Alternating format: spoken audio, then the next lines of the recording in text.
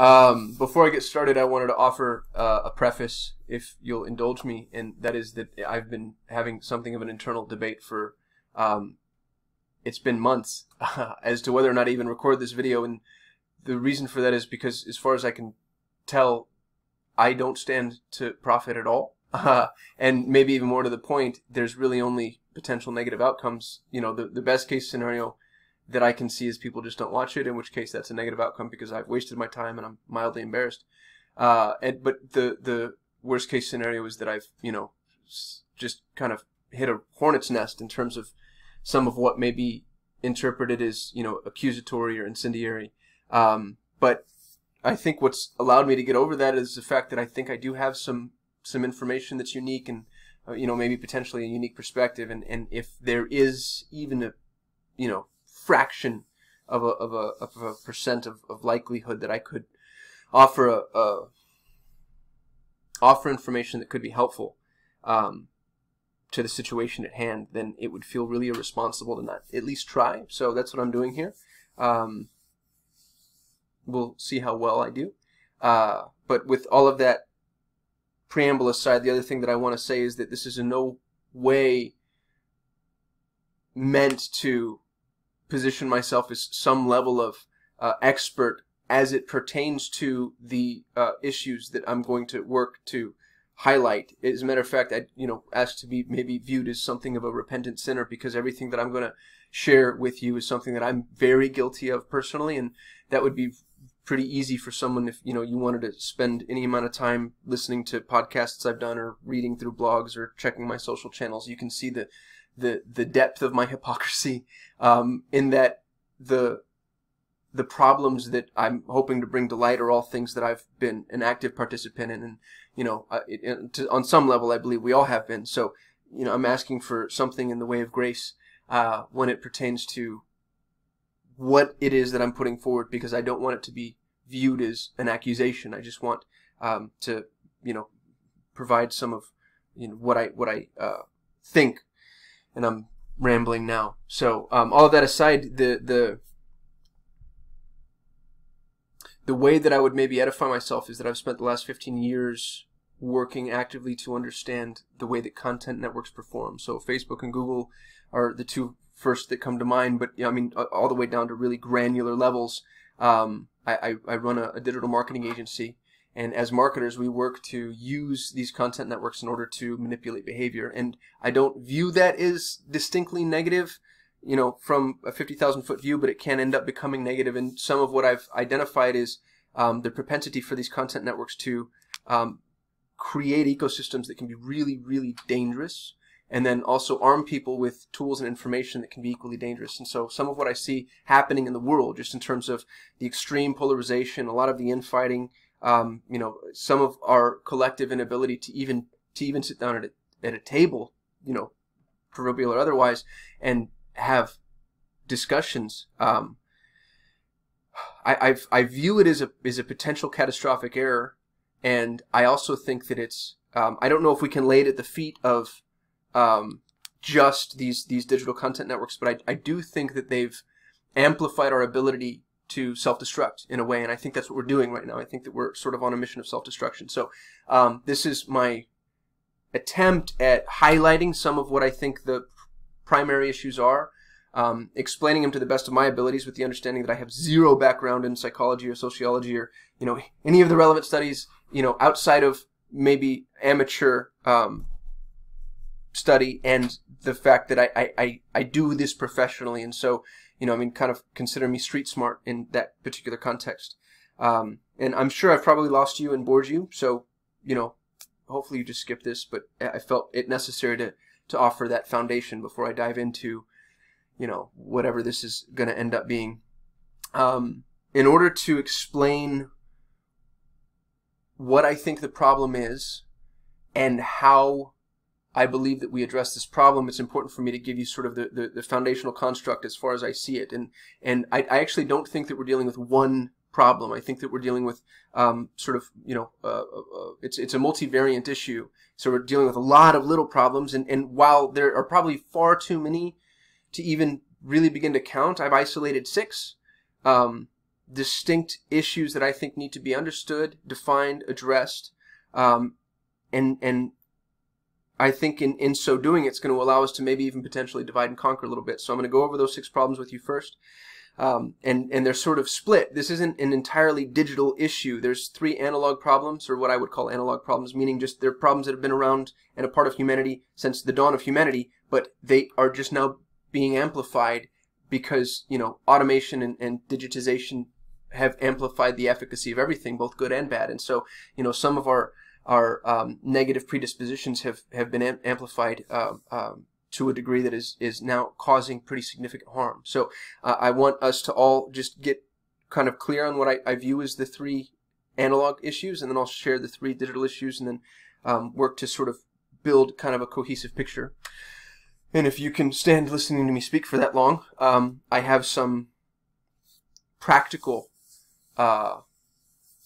discussion topics that I'm hoping that this, you know, might lead to some level of dialogue as to how it is that we all move forward.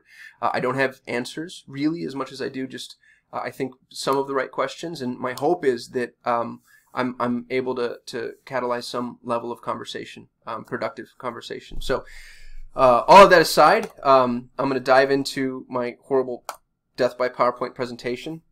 I mentioned the fact that I'm going to highlight 6 specific problems to you.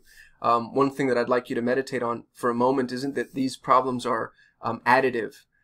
It's that they're exponential in their multiplication of each problem's negative facets. And so if you take a little problem, but then you multiply it by a second little problem, and then you multiply those by a third little problem, and you do that to the factor of 6, you end up with a really, really big problem. And I think that's what we have now. We have people that should, for all intents and purposes, really love each other.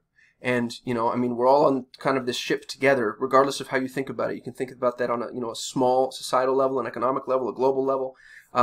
We have so many reasons to actively work and strive to get along, and I feel like right now we're not doing that. And I'm hoping to try to help both myself and you know, maybe by proxy others begin to work towards learning and understanding that. So without further ado, the first little problem that I want to talk about is the herd instinct, and this is something that you're already aware of. You know, this isn't new, and I don't even think it's necessarily a negative thing standalone. People have a natural and evolutionary instinct to be a part of a larger whole. This is a survival mechanism. We needed to do this. It's the reason that, you know, certain species survives and others don't. It's the reason certain countries and empires survived. It's the reason certain families and surnames continue to survive. You are going to naturally seek out people that have similar religious, cultural, political, and moral viewpoints. And again, I don't think that standalone is necessarily a negative thing. I think that there's power in numbers. It makes a lot of sense to amplify certain values. It's really helpful to be in a synergistic environment where other people, you know, think the way that you think for the most part. And it can help stabilize a society. What's interesting about it, though, is as you are seeking out those people, you're working to sort of match yourself to the group, but then you're also working to match the group to yourself. And so when you found this herd, then you're also going to begin conforming to their religious, cultural, political, and moral viewpoints. So there's this interesting feedback loop that exists where, you know, yes, you sort of have some level of autonomy, and you can take that far enough back and decide that maybe you don't because there's so much scripting involved. But I'm not necessarily going to get into the nature versus nurture argument. Let's just say for the moment, suspension of disbelief, that you have intellectual autonomy and you can choose your herd. When you choose that herd, you're not dictating as much as you're sort of amalgamating and adjusting. And so you choose the herd that's closest to your viewpoints, but then you've also begin to change in order to align with the herd, which again is okay. There's nothing wrong with that. And in some ways, it makes a lot of sense. You know, here's a group of people who have identified certain truths that it can behoove us to adopt. So, you know, nothing that I would, there's no indictment here, but I just want to point out the fact that the herd instinct exists as an issue. And I realize for some people that might be a major problem, and for other people they don't see any issue with it whatsoever. I would like to position it just kind of as a sterile topic that we can all acknowledge to some degree exists, and then take that for a moment and just put it on a shelf, and we'll you know, deal with it as we begin to amplify these problems together. I'm gonna work to the best of my ability to provide citations. This is actually an old talk that I've done in the past, and so some of my citations might be old, but they're valid. I'm trying not to cite fly-by-night articles. I'm also trying to offer source citations, and so these are some pretty interesting articles that can be read on the herd instinct, specifically as it pertains to humans, and then also with, in some instances, kind of if you had an X and a Y axis, the X axis being the herd instinct, the Y axis being, the digital manifestation of that. Some of these articles do a really good job at kind of articulating that process. So I'll make sure that this link is available in the description of this video so that you can, click through these citations if you have the inclination. Little problem number 2 is polarization. And again, like with the herd instinct, I don't anticipate anybody challenging me on the fact that this exists. I just want to, it's a critical foundation to everything that I'm going to say, that we all, are sort of on the same page. So right now what I'm attempting to do, as you would do with any good thesis or argument, is just define terms. So with, polarization, and I know you already know this, but spending time with like-minded people tends to create extreme views. And maybe you don't already know that. I don't want to assumption close anything, but I think if we all spend some time thinking about our own experiences inside of groups, any group that's ever been a cult of personality or has any level of intellectual commitments, it's really easy to see that sort of lean in a direction and then head further in that direction. What's interesting about it, and I'll cite this study in the next slide, but there's a study out of University of Colorado that found that what people do with the phenomena of polarization is you don't actually see yourself moving. So, let's say that this is a spectrum and you were somewhere in the middle, and now you start to traverse to one side. Historically, or your historical context doesn't allow you to necessarily see that you've moved. Instead, what it does is it actually rewrites your intellectual history to allow you to perceive the fact that you've sort of been here the entire time, which, is, it's a hard thing to acknowledge in ourselves. And I would hope, again, just for a moment, that you'll suspend disbelief and allow me to posit some of these ideas before fighting too hard back. It's not meant to be accusatory. I'm not even necessarily talking about you per se. Let's assume that I'm talking about, everyone else, just to take some of the, the moral and intellectual responsibility off of ourselves for just a moment. But that's the two-factor problem with polarization is A, the fact that you're moving towards an extreme view, and then B, the fact that we're not even necessarily acknowledging the fact that we're moving, which is interesting. And then, polarization also has something of a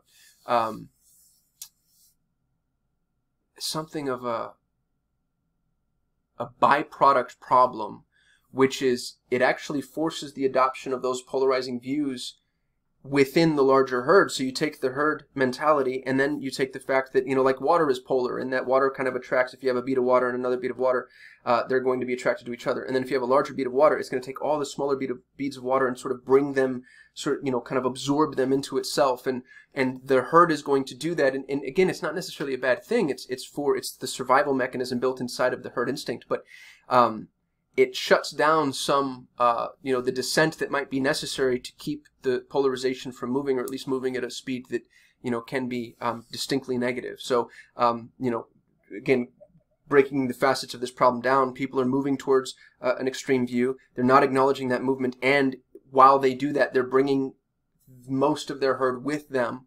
An example of this, which is referenced in a Pew Research study that I'll also link to, is that when they studied political viewpoints, they found that conservatives don't have liberal friends, generally and stereotypically speaking. And I realize if a conservative is watching this, they're going to say, well, I have liberal friends. But reading the study sort of yields the fact that it's statistically less likely that a conservative is going to have a liberal friend. They just choose not to engage. And you might think like, oh, goodness, those, darn conservatives. But then what they found is, while liberals they allow conservative friends because where they draw lines differs from conservatives. And so, for them, the value of not being receptive to somebody is, maybe a little bit different than a conservative's value of, keeping well-defined borders, let's say. What the liberals do is they'll accept conservative friends, but then they block them, so they're not able to, be exposed to their content. And so the end result for both poles being the same, which is neither is exposed to the other person's viewpoint. And I think that sort of works to kind of illustrate what it is that I'm trying to say here, just in terms of polarization. Here's some of the links that are worth traversing, if you have the inclination. Some of these are a little bit more interesting than others. Little problem number 3 is selective exposure. And you know, the interesting thing about little problem number 3 is it's actually a collection of sort of smaller problems. And if I wanted to, I maybe could have and should have broken these up themselves. But I, you know, for the sake of time, wanted to sort of bundle them in as much as is possible. And so selective exposure says that people tend to favor information that reinforces their pre-existing views. And again, this is a difficult thing for us to admit within ourselves. So spend a moment just abdicating responsibility and let's just blame the rest of the world. And I'm sure you could admit that, oh yeah, I've seen other people do that all of the time. If you believe something, it's really easy for you to, you know, sort of latch on to information that reinforces that belief, and it's equally easy to just kind of dismiss anything that might challenge that belief. So, which is, you know, the second bullet point here, which is people will avoid information that challenges or contradicts their pre-existing views, actively avoid. And so if you take selective exposure, it's selective exposure as you know, psychological. Let's call it an entity for a moment and sort of allow it to inhabit a space. If there was a physical manifestation, selective exposure becomes a kissing cousin to confirmation bias, because confirmation bias is going to accompany, amplify, and exacerbate the selective exposure problem. They multiply each other in a way that, you know, sort of becomes viral.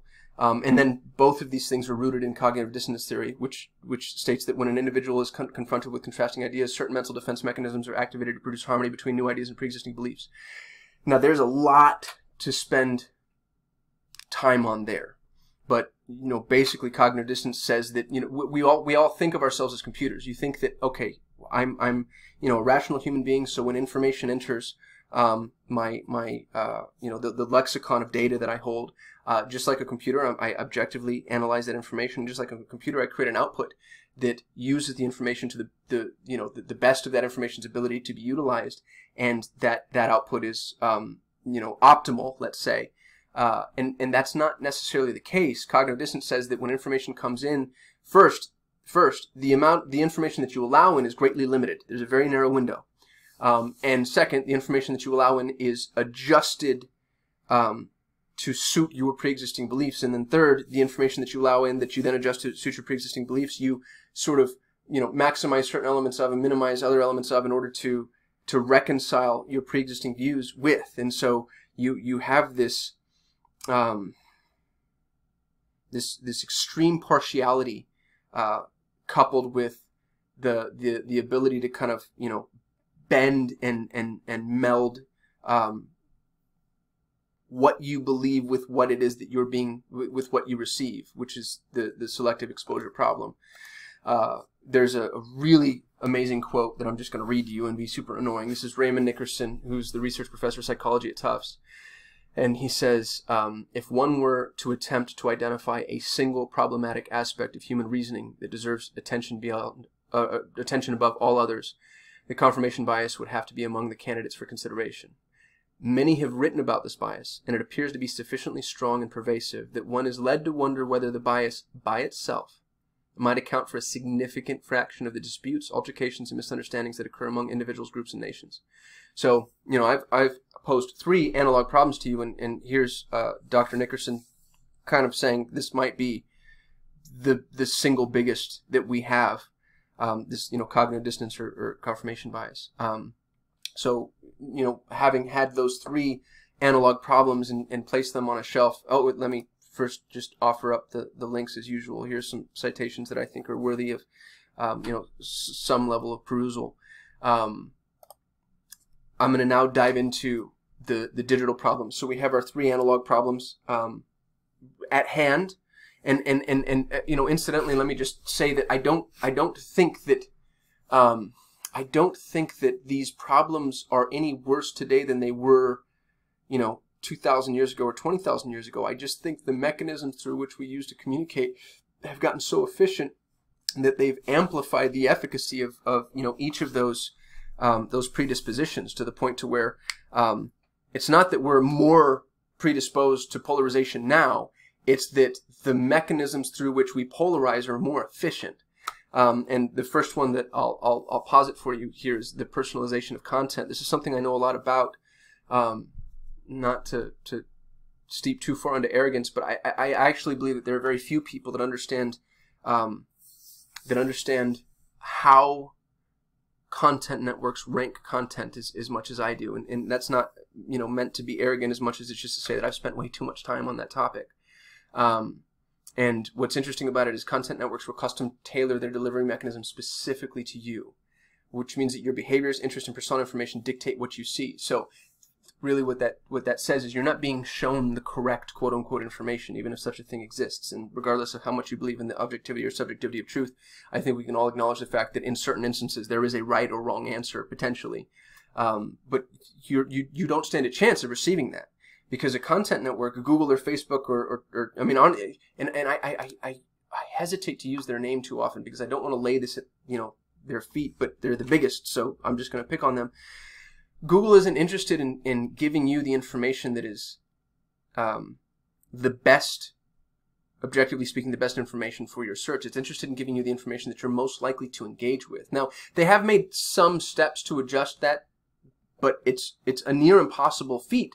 And it's not even necessarily their fault. That's what we want. We've always, you know, and I think that this was evident through the 3 analog problems that I shared. We've always sought out the information that we want, but we're just far more efficient at it now. So Google is going to, and Facebook too, they're going to give you the information you're most likely to engage with, and they're almost solution agnostic in terms of how good or bad that information is, potentially. One of my favorite examples is, and keep in mind, I'm recording this video on October 10th of 2020. This article is from April 20th of 2015, so more than 5 years ago, and that's that's light years in the world of internet years. You know, think about how much has changed and how much has improved in the last 5 years in terms of machine learning and artificial intelligence.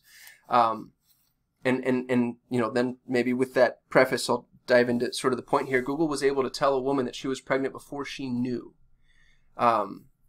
which is amazing. And it's based off of her search patterns. Google is actively collecting 70 million demographic and psychographic profiling factors on every single human who engages with its network. And that's not just Google Search, by the way. That's, you know, Gmail, YouTube, the Android app, Google Maps. You know, most of what you do on your phone. Even if you're using an iPhone, you have Google products on it. And even if you're not using Google products, you engage with people that are using Google products. So if you email somebody and they have a Gmail account, Google is cataloging what it is that you're saying. Google reads everybody's email by their own admission. And then the rest of this, I don't know, is necessarily by Google's admission as much as it can be intuited based off of the way that Google uses the information advertised to people. But it's cataloging that information. So even if you're not a Gmail user, if you email a Gmail user, Google has information on you. They know what verbiage appeals to you. They know, you know, on certain levels, your degree of education based off of, you know, kind of the semantic architecture of the way that you speak. They know the verbs and adjectives and adverbs and you know, other sort of linguistic foundations that you use and what appeal and from a marketing standpoint, that's gold. They know how to speak to you. They know how to resonate. You know, I mean, from a sales perspective, that's mirroring. You know, good salespeople tend to mirror both the physical intonations, but then also the verbal intonations of the person that they're working with. And Google has built a system that allows them to do that. And I'm not picking on Google. I know a little bit more about the way that Google functions in Facebook because Google's been a little bit more open about it. Facebook does the same thing. Google has this mass amount of information on you, and it's working to actively make you, to provide you with what you want. And again, I don't think that this is the fault of the network as much as it is just what we've demanded as people. And what we've demanded, we're sort of, you know, we've made our own noose in so many ways, if you'll forgive the analogy. Some articles and links that are worth traversing, you know, specifically on the personalization of content. But then also, I think this is really interesting. This is a site that audits the Google algorithm specifically in terms of, you know, the sort of how it outputs information. Little problem number 5 is the socialization of content. So not only are you as a silo being given personalized content, but you're also being given content through the lens and proxy of your peer group. Google and Facebook both know who your friends are. They know who you communicate with. They know how actively you communicate with those people. And so your online peer group is going to influence the content that you see. And that's true for social and search. Your search results can be impacted by your social connections. Google actually tried to do this very overtly with Google+. If anybody remembers the Google+ network, it was a failed experiment, but I honestly think it was just because it was ahead of its time. It was absolutely brilliant. I think Google did the best job of digitizing the way that friends groups really function with their circles. And it ended up being a little bit more complex than people wanted to spend time understanding. Had they released it later, I think that there's, you know, more room for something like that. But what Google was working to do is trying to figure out how it could use your social networks in order to provide you with information contextually appropriate to that specific network, and then also allow you to create multiple networks, because people are multifaceted. You can't say that a person is just this or just that. And Google is working to actively sort of catalog that. And even with that experiment having had failed, they still have that ability through, you know, the Google Display Network reaches 90 million. No, let me back up. The Google Display Network reaches 90% of all internet users on the planet, and 65% of those are reached on a daily basis. And if you think about the intrinsic qualification of information based solely off of the fact that you're engaging with that information, if Google knows basically everything that you're reading, and they do, because, you know, Google Analytics and Google Tag Manager are installed on virtually every website on the planet, they can piece together who you are as a person, and then they can use that to kind of put you in the social group that you actually belong in. You could say that Google knows you better than any human possibly could. What's even more interesting is your online connections can influence your personal reach and the ability to have impacts on others. So, you know, let's say that for just the sake of argument that your online connections, the circle that Google deems you to be a part of is on the left. That means that people on the right are less likely to see your post. This is true for Facebook and vice versa. And so, you know, where you think that you have an objective stance just by virtue of the fact that you've been associated with people that are on one pole or the other. And you know, pausing for a brief aside, I don't like this you know, unidimensional discussion that we have about polarization, because I think it's a three-dimensional, potentially even four-dimensional problem, in that it's not just one pole. We exist at many extremes at multiple points of analysis, and that's just worth acknowledging and also maybe meditating on a little bit, because this three-dimensional problem can amplify itself in that there's a lot of contradictions. But you know, taking that and setting it aside, going back to the one-dimensional discussion, because it's an easier thing for all of us to visualize. If you sit at one extreme, you're less likely to reach people that sit at the other extreme, and vice versa. And that's the socialization of content. I've actually written at length about this topic since, I think, 2013 or something. Both of these articles at the top are mine. This was an article I wrote for Search Engine Journal years ago. Here's one I wrote for Forbes. They're both, if you don't mind me shamelessly self-promoting, I don't stand to profit from this at all, but I think that they're both worth reading if this topic is of interest to you, because it's something that's been of interest to me for a really long time. And then some other articles that are worth you know, traversing. There's an article here from Wired about how content bubbles are destroying democracy, which is kind of what this discussion is about. So little problem number 6 now. We have our two of our digital problems kind of outlined. Little problem number 6 is content quality. In the past, and I don't necessarily know that this is preferable, by the way, so I'm not saying that we should go back. But I will say that in the past, there was a very clear line of demarcation in terms of what type of content was able to make it past a certain point of distribution. And a lot of that has to do with just how difficult it was to propagate content. You know, pre-printing press, it was damn near impossible, because somebody had to, you know, copy things down by hand. That's why most of what has been passed along tends to be religious, because it was, you know, religious texts were religious philosophical texts were the only texts that were, you know, A, worthy of, and then B, also had the fervent following necessary to kind of help sustain them. And then, you know, once we were able to build content distribution mechanisms that were a little bit more scalable, let's say, like the printing press. Even the printing press, I mean, if you ever go and look at the way that an old school printing press works, and the way that they placed those letters on, you know, those massive slates that they had, it was a really difficult thing to print a book, and what that meant was it better been a damn good book, and you know, if you were going to spend the time, effort, energy, and money that it took to distribute this content, it also needed to have some level of, you know, either financial appeal or, let's say, dogmatic or political merit, you know, just in terms of people trying to push a specific narrative. And so, you know, I'm not saying that content quality is higher or lower. I'm just saying that there was a bar, and regardless of whether or not we like where the bar was set or who set the bar, there was a bar. There is now, and I think it's safe to say, there's almost no bar.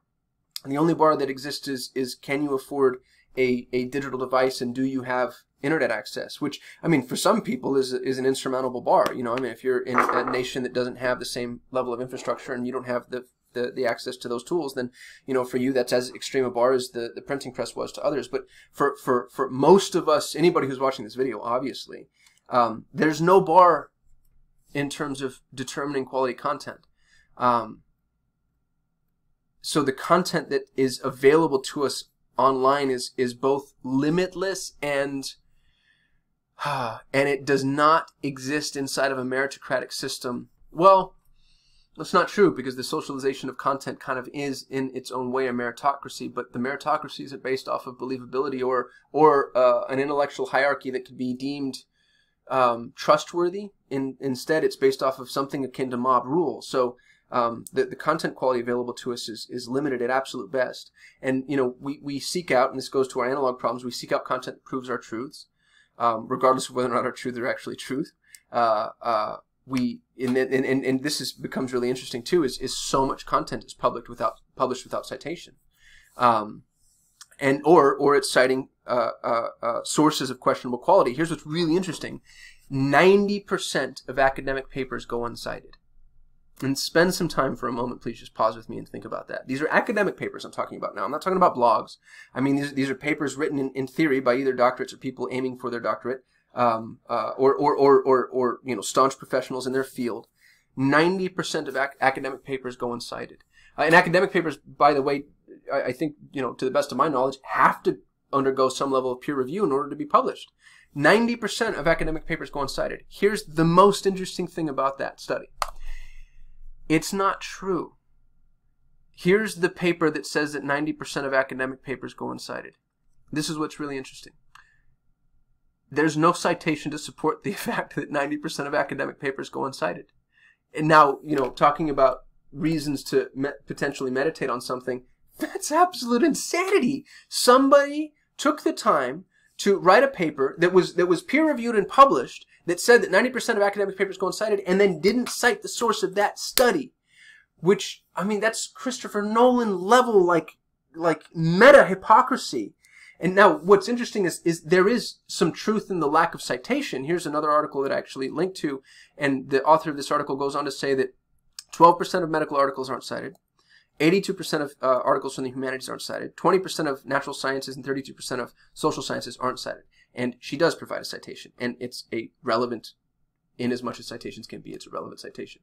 But it's still interesting to see that that got past, you know, the quote-unquote content quality powers that be, and they could even publish a piece of content like that.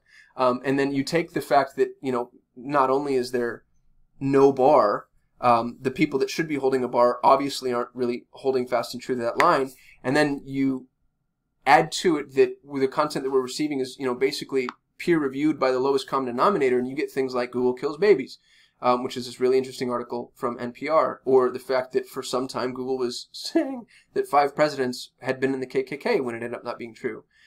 This is a really interesting article that I think is worth everybody's time. It talks about how they did a study of, it was hundreds if not thousands of students, and they found that they had basically an absolute inability to spot fake news. And it's not an indictment of the students. I think it just talks about the success and the ease at which it is to sort of, you know, push that type of information.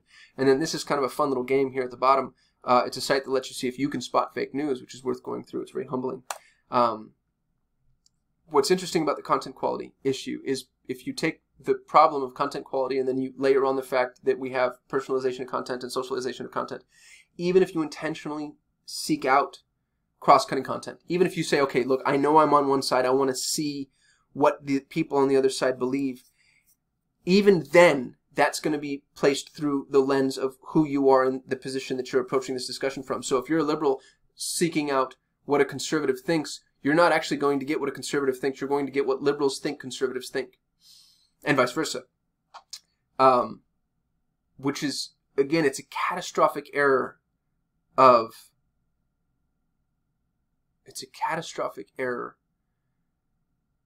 in our ability to examine the true nature of ourselves and each other. One of the things that I've heard about the way couples should communicate, and two people in general, is that, you know, if you and I had a disagreement, the way that we should approach it is let's say that I go first in stating my case. We shouldn't be allowed to move on until you can say what I said back to me to my agreement. So I'll state my case, and you now have to state my case back to me, and you have to state it in a way that I agree with. And what's nice about that is now we're both on the same page, and then it's your turn, and then you state your case, then I state your case back to you, to your satisfaction. We don't have the ability to do that any longer because of this, you know, the digitization of content, which is, again, worth spending some time thinking about. It gets much, much worse. This is, I think, one of the more perverse things that I learned just in sort of my study of this topic. This comes from Columbia University. The first point is maybe one of the more important, but 61% of the news that we're exposed to comes from individuals, not news sources. And I think that's important because we have been trained to trust the news. And we've been trained to trust the news because, you know, on some levels, and I actually believe this. I think journalists are held to a higher standard for the most part, and I know that there are enough exceptions to that rule to dismantle it. But I do think that people who undertake that level of profession, you know, in whatever small degree, have held themselves to at least a slightly higher standard than, you know, just the amateur blogger, let's say. And because of that, or because I have that opinion, and that could be cognitive dissonance all by itself, we have been sort of trained to trust the news, at least more than we would trust, you know, information that comes from a random source. The issue with that, though, is what we deem news has been so expansive, and it's been, you know, it reaches beyond quote-unquote journalists and into anybody who wants to create the quote-unquote news. So 61% of the news that you're exposed to comes from individuals. And you know, take that for a moment, and again, let's put that on a shelf. So 61%, the majority of the news you're exposed to comes from a person. Well, what researchers found was nearly 60% of all the links shared were shared without being read. And that's interesting. So 60% of the news that you're exposed to comes from individuals. 60% of the news that individuals share, they share without reading. All they do is they read the title, they read the headline, decide whether or not they agree or disagree with it, and then share it. So the information isn't going through the proxy of a reasonable human being or an unreasonable human being. It's not going through the filter of a human being at all, which is terrifying. And if you think to yourself, well, if nobody's reading the content, that's no big deal. The issue with that, though, is that headlines can influence our thinking more than the article that follows. As a matter, I cite a study. It's the Columbia University study found that people could read an article, and if Columbia University changed the headline, even after they read it, it would change what they thought about the article, which is interesting. So 1 out of every 3 pieces of content that you are exposed to hasn't ever gone through a rational human mind, has gone through zero proxy whatsoever. And even if people are reading it, they're definitely not checking citations. And even if they're checking citations, they're definitely not checking to see if they're source citations, or if there's any merit to those citations. And to amplify the entire problem of content quality, it's the titles, the headlines of this content that really, and we've all had an experience where somebody quotes something, or we quote something to somebody else. You know, I mean, did you know that Abraham Lincoln did this? And somebody asks you, like, well, why do you know that, or how do you know that, or why do you think that? And then you can say, well, you know, your response might be, I read an article, but really it's, I read a headline. And we're sort of amalgamating all this information based solely off of headlines, and headlines can be so misleading. I can tell you as a marketer, that's all we do, is we build headlines to sort of, you know, sensationalize something, and then we bring it back down to the ground and sort of connect it to roots in the bulk of the article. But if nobody's reading the freaking article and it's nothing but headlines, then we sort of get stuck at that you know, that level, that sort of ethereal, nebulous, like disconnected level, which if you take that and couple it with everything else that I've talked about, it starts to make sense why we are where we are. Here's some, again, relevant links. The Columbia University study is really worth reading. And here's some documented studies that illustrate the ability of headlines to influence our thoughts. So again, if you have the time or inclination. The point here being that this isn't an accusation. but it is a personal responsibility. My knee-jerk reaction when I hear this is to go tell other people how they can fix themselves, right? Hey, look what you do. This is your fault. When in reality, this is a me problem. This is something that I do actively every day. And I think that if enough people can acknowledge that, what it does is it puts us in a position to where we can at least start to move towards something that could resemble a resolution, or you know, modify the social structure to a degree that allows us to place kind of guardrails on some of these larger issues.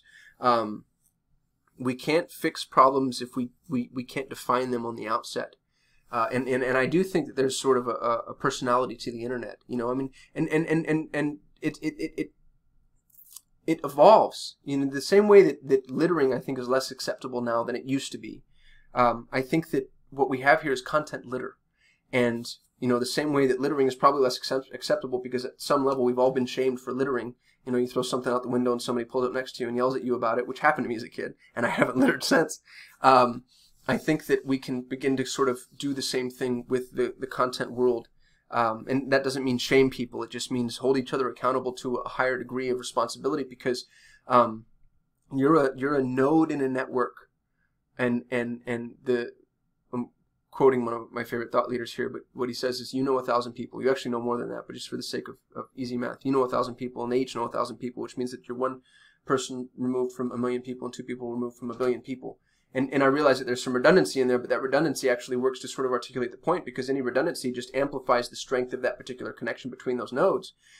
And what that means is every time you share content, information, or express an opinion, you are influencing the world at large to a degree that is actually really powerful. Like, you are really powerful.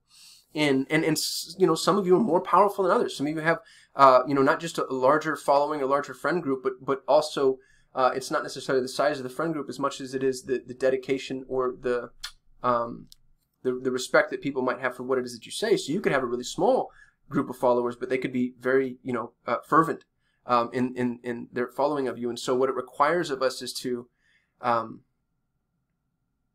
be more responsible and more accountable to ourselves and to each other. And I know I said earlier, let's suspend disbelief and just assume that the problem is out there. And I said that just so I could make some of these points. But really the problem is here. The problem is with me. I am destroying the world right now actively because of the way I use the internet. It's a me problem. And this isn't something that I think is something we can lay at the feet of any other person. I think it's something we all need to assume responsibility for ourselves, and then actively work together to try to resolve.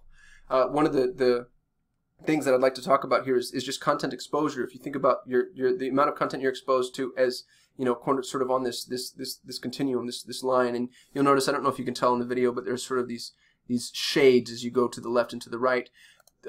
People's general belief about their content exposure, and I think what can be generally true actually is that you can sort of move in 3 spaces, like 3 standard deviation to either direction.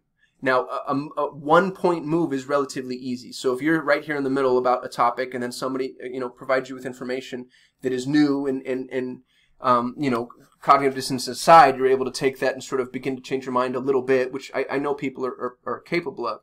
Then you can move in, you know, 1 degree to the left and 1 degree to the right. That's relatively easy. 2 degrees is harder. 3 degrees, I think, is damn near impossible.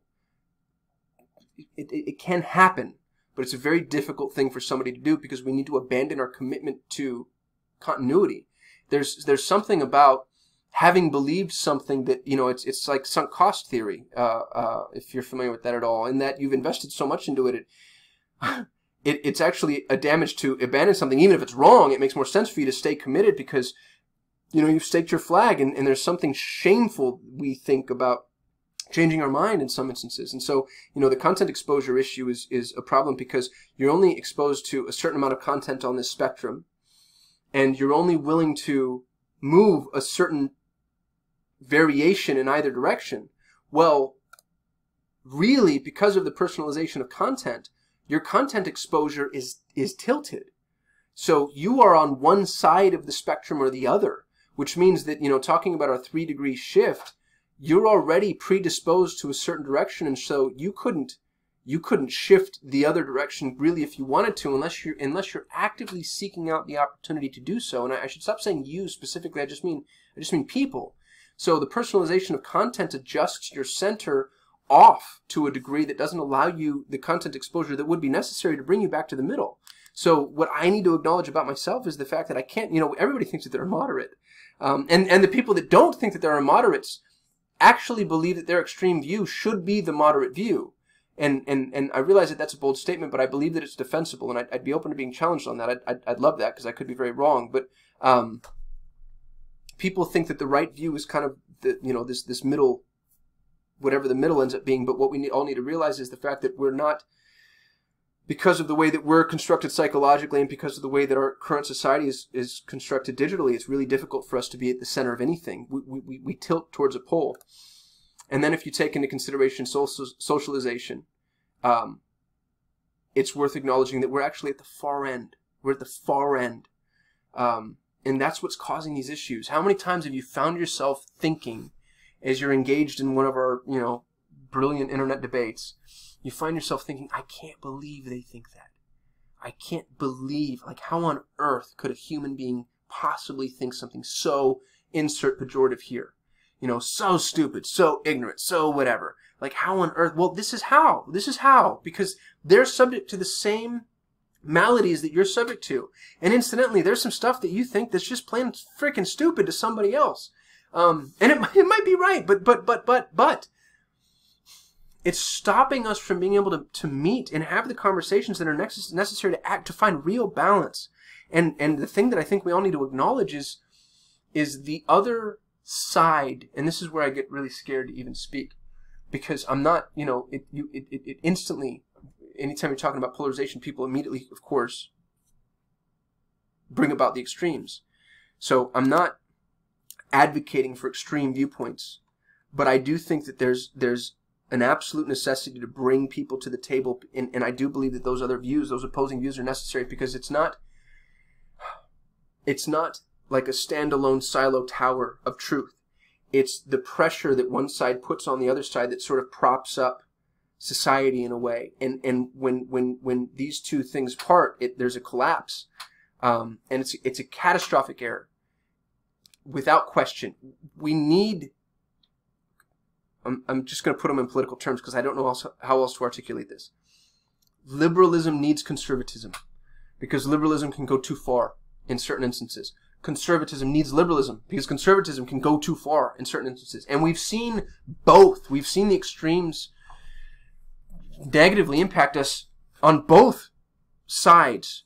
And now, as we speak, now there have been, and I actually had a chock full of examples when I used to give this talk. This is a years old talk. And I took all my examples out before I recorded this video, because I didn't want to repel anybody. And I actually don't even think that's disingenuous, because the examples are so prolific. It's so easy to find. You can go find a billion examples for yourself right now of just how these, the two poles, these two extremes can articulate the same point in two wildly different ways while not lying. And I realize we have this whole fake news situation, which I realize, and in both sides, incidentally, I think are equally both guilty, and then also fervently claim that the other side is as guilty. But not that aside, because I think content quality, like I've said, is a really big problem. But even with that issue, suspended for just a moment, I think that you could take two intelligent, conscientious people on either side of the spectrum, have them tell the same story, never lying, sharing all the same facts, and arriving at two very different viewpoints. And this socialization of content and cognitive dissonance. Oh, and that's the other piece of this too, is if you take the socialization of content, so our content exposure is on the far end of the extreme, you can't even see past here. It doesn't even end up in your visual field. I mean, regardless of whether or not you plan on moving one direction or the other, our ability to move past 1, 2, or 3 points on this imaginary spectrum that I've created is basically non-existent. And then you take the socialization of content and you add selective exposure, confirmation bias, and cognitive dissonance, and we have an existential threat. And I really mean this, and I realize that it's easy to receive that as being dramatic, but it's not, because we can see what has happened. We can see what has happened with people. We are all so similar. People are so, we all, you know, love the same way and for the most part kind of value the same things. We're all just like so like each other, and the fact that we're just, you know, we're just at each other's throats. Something needs to change. It's okay to be different. That's great. But those differences used to, on some levels, like really kind of amplify us, and now they're just picking us apart. So, forgive that really weird, you know, semi-emotional departation, but I have some practical solutions that I'd like to posit, and more than anything, because like I said from the beginning, I don't have answers. I'd love your input. I'd love your ideas. I'd love to understand what it is that you think about this. Some of the things that I think could help. Number one, we have to recognize the problem. We have to know the problem exists, and you know, I mean, yeah, like immediately people are going to call for regulation, or you know, say we should break apart Facebook and Google, and maybe that's true and maybe it's not, but I don't think that, you know, protesting the problem out there is the solution right now. I think the problem in here needs to be addressed first, and it's my problem. What have I done? So recognize the problem and then start the conversation, and that conversation first begins with you. So it's a one-on-one conversation with you and yourself, which are the most important conversations we can have. And then maybe it's a conversation that begins to work outward, but that conversation that begins to work outward isn't accusatory. You can't go to somebody and say, you do this, because it immediately shuts them down. I think that that's been pretty well articulated here. Instead, we need to start to assume personal responsibility, and in the fact that we are nodes in our network, hopefully that type of personal responsibility leads people to begin to follow our lead in terms of being responsible with the way that we're dealing with content. I do believe that people should opt out of personalization of content when possible. This is to my disadvantage. I own a Google Ads agency. This is how I make my money, is by finding people who have personalized content and advertising to them. And even though that I'm saying this, I know not enough people are going to do that to even begin to, you know, challenge the efficacy of that advertising medium. But in as much as it's possible, I think that people should stop personalizing the content because it limits their exposure. And maybe most importantly, because, you know, not everybody's a content creator, but everybody's a content sharer, digitally or otherwise, we have to share responsibly. Don't go cite that article when you only read the headline. Don't cite the article even if you read the whole damn article. If you haven't really taken the time to view the source citations, make sure that the foundation, the roots of that information is good. And unfollow people who share irresponsibly, because it's really easy for, you know, to sneak one past you, and seek out people who do share responsibly, and you know who they are. Interestingly, it's actually pretty easy to find. You can usually tell in the context of the article. You can always sort of sniff out that sort of, you know, the kind of agenda pushers, let's say. And if you are a content creator, cite your work. And have a clear path to source citations. Don't just look for citations that support what it is that you're saying. I forget what it was. I think it was a HubSpot article. It might not have been, so forgive me for, I'm here I am doing exactly what I'm telling you not to do. But the example is relevant, so just forgive my hypocrisy for just a moment. There was an article, it was a digital marketing article, forget I said the word HubSpot. It was a digital marketing article that offered a data point, you know, something like 17% of all X's happen when Y happens. And I was like, oh, that's interesting, and it offered a source. So then I checked the source that it offered, and this source said something similar and then cited this source. And then this source cited this source. Now think about that. You have this cyclical source citation where they're all citing each other, which means that they rest on nothing. There's no foundation to that whatsoever. And it means that somebody had to have written it the first time without citation, have been cited, that citation been cited, and then the original author go back and decide to build merit to their citation by citing one of their child, you know, the content that had been spawned by what they said. It's insanity, but it happens. So we need to spend some time making sure that the source of the information that we're sharing and producing is real. in as much as that's possible. And I realize that there are some instances and areas where that's, you know, it's easier said than done, but it's a critically necessary pursuit, and it's the standard to which we should all hold ourselves. The other practical, and this actually gets a little less practical, but I'm going to say it anyway. I think what we need as a society, we need a social shift. Right now we have an ideological commitment to ideologies. I'm a this. People, I'm a Democrat or I'm a Republican. I'm you know, this religion, or I'm you know, this sort of philosophical application or whatever. And when you commit to an ideology, all of the truths that you are willing to acknowledge need to align with that ideology.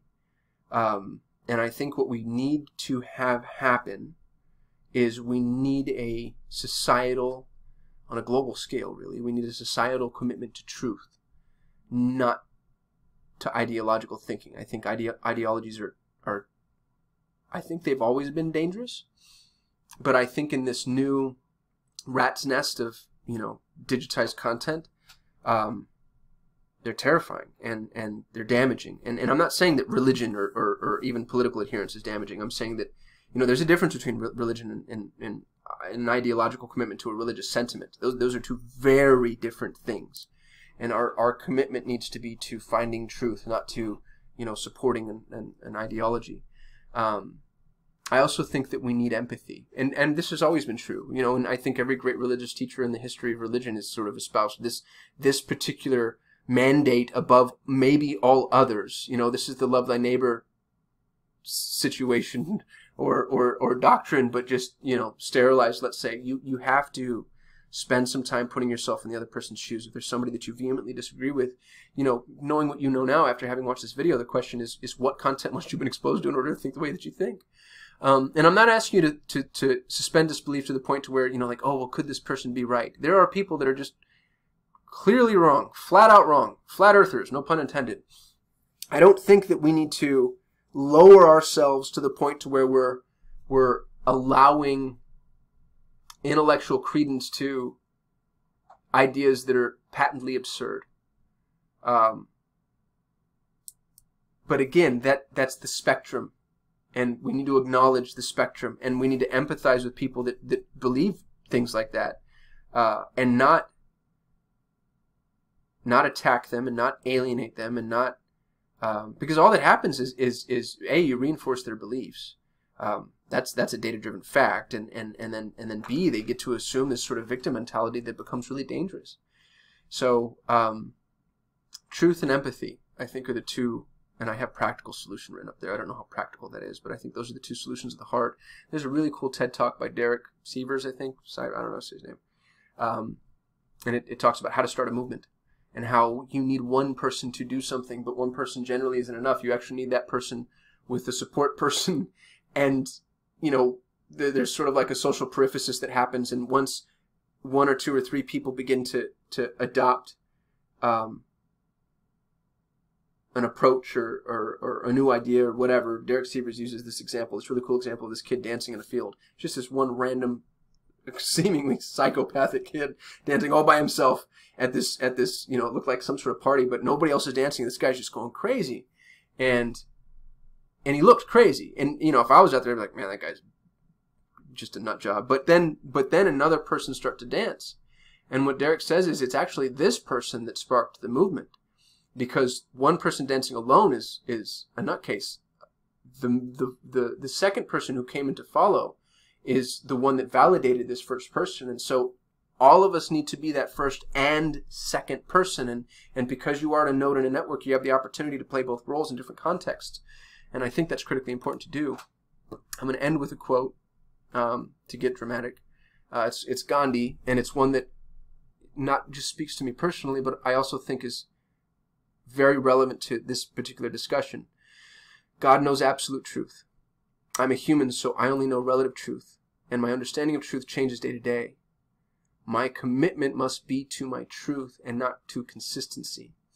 And I'm speaking to you as a person that doesn't have much in the way of theological commitment, so I don't even necessarily think we need to interpret God here as you know, a metaphysical entity, as much as there is I think can be acknowledged. I mean, if you wanted to rest it at the feet of science, there's like a set of physical truths that we know exist that are absolute, but we don't necessarily know what they are. And because of that, we need to constantly be willing to sort of shift and calibrate. Because right now what we're doing is we're committed to the wrong thing. We're committed to continuity, consistency, ideology, ego, and we need to commit ourselves to truth. And, you know, this being the end of my talk, the thing that maybe terrifies me the most, again, I mean, chances are nobody watches this thing, but even if somebody does watch this thing, I am going to go out and I'm going to do the wrong thing tomorrow. So if you're a buddy of mine or you end up seeing me online and you see me, you know, break one of my own rules, feel free to call me out on it. I don't mind being held accountable, but I'm just going to apologize in advance for my, you know, epic levels of hypocrisy and ask for some level of grace while I learn to be better at this. You know, the way I think that we're all learning to be better at this. But I think what we need is a massive shift in the way that we engage with each other and the way we engage with content, and the way that we look at the internet, you know, as the source of all things. These shifts are possible and they happen all the time. And, you know, this might be our cross to bear. This might be the thing that we sort of build into the collective psyche of our culture and pass along to our children, which is the adherence to, you know, some semblance of meritocratic filter when it comes to engaging with, creating, and sharing content. So I'd love your feedback. Feel free to comment on this video. If you have, I mean, feel free to challenge me on this too. I think that goes without saying, given the context of the discussion. If you think this is relevant for other people, I'd love for you to share it. That's all I got. Thanks for watching. This has been an hour, so I'm sure you had way better things to do, but I clearly didn't. So I hope you enjoyed, and I'll see you next time.